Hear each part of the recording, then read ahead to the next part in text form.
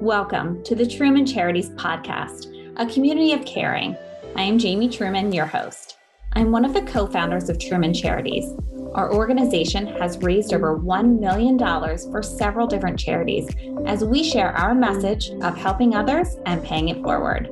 We plan to continue to educate our audience on the culture of giving. On this podcast, I will interview fellow charity founders, volunteers, sponsors, and other people in the community who will share their stories. You will hear and be inspired by their selflessness and passion for helping others. Welcome to another episode of A Community of Caring. Don't forget to rate and review this podcast for your chance to win a $50 Amazon gift card and my favorite gratitude journal. Please screenshot your review before you hit submit and send it to me via Facebook at Truman Charities or Instagram at Jamie_Truman Charities. Now let me introduce my guest today, Executive Director of the Mid-Atlantic region of the Leukemia and Lymphoma Society, Ria Freydberg. How are you, Ria? I'm good, Jamie. Thank you so much for having me. Oh my gosh, I'm so excited to have you on. And I don't know if you know this, but because of LLS, kind of Truman Charities began. My husband, Jerry, ended up doing an event to raise money for the Light the Night Walk for one of his dear friends. And then he decided to run for Man of the Year. Didn't win, but he did all right. I think he was a runner-up. But ever since then, it kind of opened the door. So, thank you guys so much. I love your organization. Oh my goodness. Well, we are so honored to have the Truman family as a strong supporters of LLS over the years. Of course. Now, I want for all the people that don't know a lot about your organization and about you, can you tell us a little bit about yourself and why you decided to become the Executive Director of the Mid-Atlantic region for the Leukemia and Lymphoma Society? Sure. So Leukemia and Lymphoma Society, our mission is to cure leukemia, lymphoma, Hodgkin's disease, and myeloma and improve the quality of life for our patients and their families. I actually came into the organization as a volunteer. Unfortunately, I lost my mother to a particularly acute form of leukemia back in 2003 and, did some volunteering here and there. And much like your husband, Jerry, ran for Woman of the Year back in 2010 and just fell in love with the organization. You look at, we are incredibly transparent with where our funds go. And so needless to say, I drank the Kool-Aid very hard and changed careers completely and have been working for LLS ever since. I, started in a director role and have been served as the executive director for our Virginia chapter down in Richmond before moving back into the DC region. So I just celebrated my 10-year anniversary with congratulations. LLS. Yeah. That is so exciting. Now, for anyone that doesn't exactly know, what is leukemia and what is lymphoma? Can you tell us a little bit about it? Sure. So essentially, it's blood cancer. There are different varying forms, whether it is in white blood cells, red blood cells, in the bone marrow, et cetera. But it is one of the most prevalent forms of cancer for pediatric, young adults and children. And it is, particularly, some are very treatable, but there is tons of different subtypes and different areas of this. Now, I know you guys have a lot of programs that you guys offer, so we can't obviously talk about all of them. There's so many, but I wanted to kind of highlight a few. Can you tell us about your Charlie Fund program? Sure. So this is one of my, especially coming out of COVID, this is one of the things I'm most proud of that we do. It originated here in the DC area from a very generous donor, and essentially it's our urgent need program. And what it does is it provides $500 stipends for qualified patients and families to use however they need. And, for some that $500 may not seem like a lot, but when we actually talk to the beneficiaries of this program, it's, for rent, it's groceries, it's utilities. It allows patients to not have to make the choice between whether they're paying for their treatment or keeping the lights on. So it's something that it is completely donor funded. And unfortunately, it opens and closes almost as quickly as possible. So when we opened it the last time, it closed within 6 days. So we are always looking for more phenomenal folks that want to support there. And that just kind of tells you how big the need is. So it's so important for you guys, for your organization to be around to help all of these people. Now, can you tell us you have an information resource center? What exactly is that? So this is again, well, I'm incredibly biased, but this is also one of our fantastic programs. So I call our Information Resource Center, or the IRC, is essentially our first line of defense. It is unique to LLS. It is staffed by master's level clinicians and nurses who are available every day to answer patient questions. What does this diagnosis mean? What are both emotional and financial support that's available in my area? It also includes our clinical trial support center. So, if a patient is in need of finding out what clinical trials are available in the country, in the world, they're available to help them with that. So it's just an incredible resource to, answer all of the questions that in such an overwhelming time. Now, what do you think the listeners and, myself, what do you think is imperative for us to know about your organization? So in some ways, I think LLS is the best kept secret. We are one of the largest research funding organizations in the country when it comes to cancer. And our work goes far beyond blood cancer. I mean, not to get into I always joke, I'm a fundraiser, not a physician, but blood is more tangible to study than solid tumors and many other types of cancer. So much of the research that leads to approved treatments start with the blood.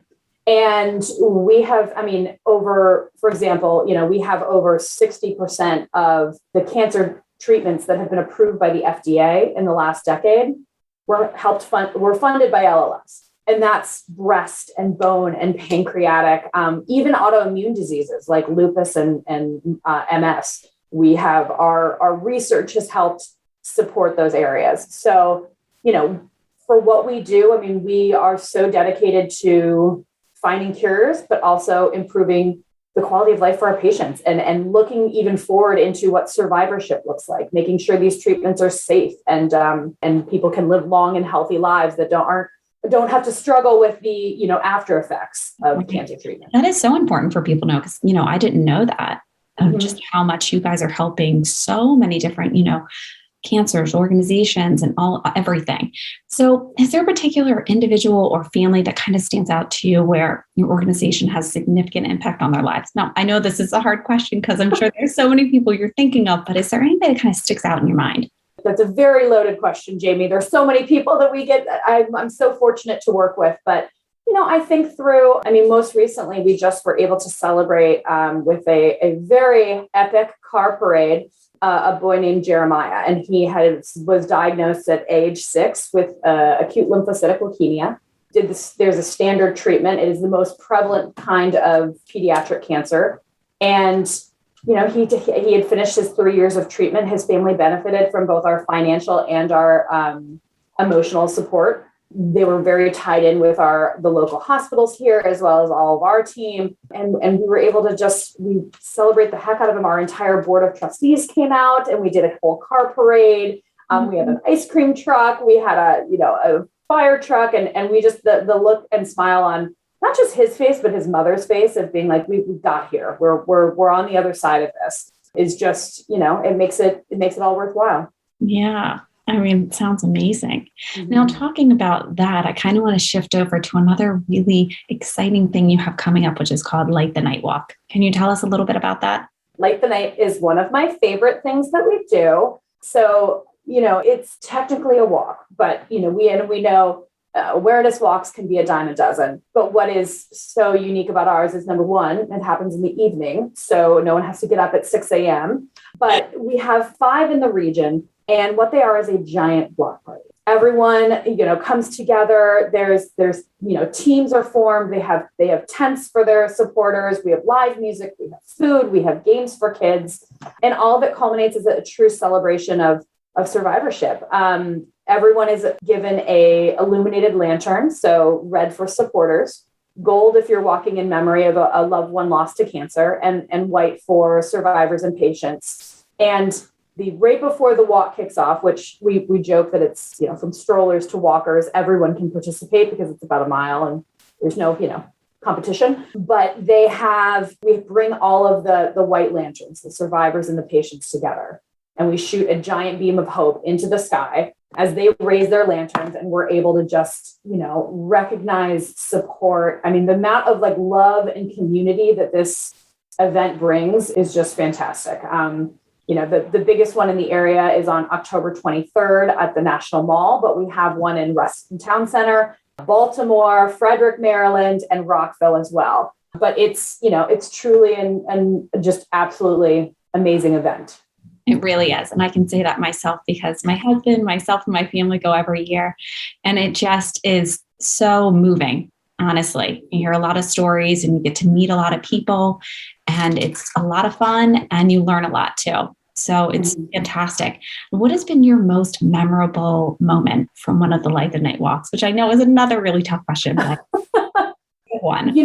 There's so many. I think one of my favorite moments is the survivors. And, at one year, was up on stage with our hosts, and we're kicking the walk off, and you just look down and you just see this like family surrounding this beautiful, little boy who had just finished treatment, and he's holding his white lantern high and they're getting ready to go. And it's just, it's an unbelievable experience. I'm so excited too, because this year, obviously we're following all of our COVID protocols, but the events are outside. So we're actually able to bring everyone back together and just really instill that sense of community for folks that, everyone is there supporting an amazing cause and gets to do it together. Now, is registration still open for Light the Night Walk? Absolutely. Yes. There is lightthenight.org. You're able to look, and it's a national event. They're happening all around the fall, but you can find the walk that's closest to you. And would love to have people register and participate. There's no fee to register, but certainly, obviously, we're always looking for people that are interested in fundraising as well. Perfect. Are you looking for any sponsors or volunteers still? All of the above. I wouldn't be doing my job if I didn't say we were still looking for sponsors. No, it's an amazing, we have it is such a huge event with both corporate and friends and family that all come out. We have some just absolutely amazing corporate partners. Wawa is our presenting sponsor this year. So we are, who doesn't love Wawa? But, we have everything from the accounting firms to law firms, everyone coming out. So, but we are absolutely always open to more sponsors, and we'll take all the help we can get. It is a feat of strength to put one of these events on. So we're always looking for volunteer help as well. Now, for anybody listening to this and they are really excited and they're definitely going to donate, but they can't make the actual event, how can they help your organization outside of the Light the Night? Sure. So I would just welcome them to, either reach out directly to myself or our team. Our website is lls.org/mid-AT, which I'm sure there's a way that we can put this in there so folks can get there easier. Sure. So we have a list of all of our staff contacts. We have a list of all of our events and our calendar of events. So that's the best way for folks to jump on board and get involved. Fantastic. Now, since becoming the executive director, what is something that you've learned that's really surprised you? Well, as it turns out, the job is not as easy as I thought. No, I'm just kidding. It's a lot. No, honestly, I have the best job in the world. I get to work with the most amazing volunteers in the country. I'm obviously biased and slightly competitive that our region's the best. No, but I get to work with the Truman Charities. We get to work with all these amazing people. And also the staff that we get to work with is just the best of the best. We have just a diehard group of supporters and staff that will do anything to just keep pushing our mission forward. So I think what I've learned is just, especially going through, having survived COVID as an organization, working to thrive in it and being so humbled and amazed at people's versatility, flexibility. We use the word pivot so many times that I don't think I'll ever think of it the same way. So yeah, I just, I get to work with the best humans on the planet. Now, for everyone that's listening and they want to follow you on social media, what are your social media handles? Sure. So we are at LLS NCA, and you can find us both on Facebook and Instagram. Perfect. Ria, thank you so much for coming and talking to us. And we are going to be so excited to be at the Light the Night Walk this year. So thank you. Excellent. Thank you so much, Jamie. This was wonderful. Oh, great. And thank you, listeners, for tuning into another episode of Community of Caring. Until next time. If you would like to learn more about our organization, please follow us on Facebook at Truman Charities or Instagram at Jamie_Truman Charities, or check out our website, trumancharities.com. I hope you enjoyed listening and hearing stories of selflessness and caring. Thank you so much, and I will see you next time.